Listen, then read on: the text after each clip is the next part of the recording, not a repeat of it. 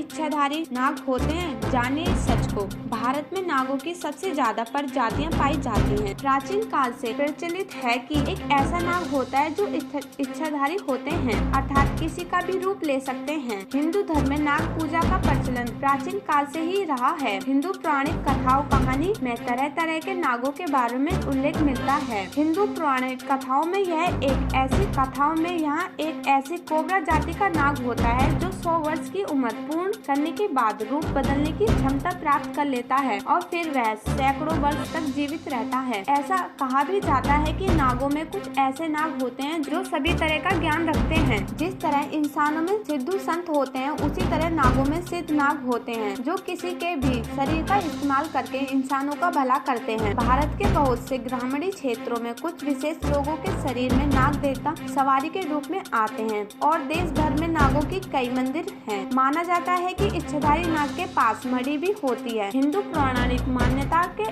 अनुसार मनुष्य और 84 लाख योनियों के जीवों में कुछ ऐसे जीव होते हैं जो कि रहस्यमय हैं। उनमें से एक नाग भी है। प्राचीन काल में 30 से 40 फुट तक के नाग होते थे। श्री कृष्ण ने जिस सांप को मारा था वो करीब इतना ही बड़ा था। पौराणिक कथाओं में नागवंश और नाग कन्याओं का जिक्र भी मिलता है। महाभारत में उल्लेखित है कि पांडव पुत्र अर्जुन ने नाग कन्या उल्की से विवाह किया था। भीम के पुत्र घटोत्कच का विवाह भी एक नाग कन्या से ही हुआ था, जिसका नाम अहिलवती था और जिसका पुत्र वीर योद्धा था। लेकिन यह नाग कन्या इच्छाधारी नहीं थी। विज्ञान और सर्प विशेषज्ञ मानते हैं कि इच्छाधारी नागिन का चरित्र पूरी तरह से काल्पनिक है। हालांकि वैज्ञानिक यह भी कहते हैं कि नाग विश्व का सबसे रहस्यमय प्राणी है। ये थी SM न्यूज रिपोर्ट।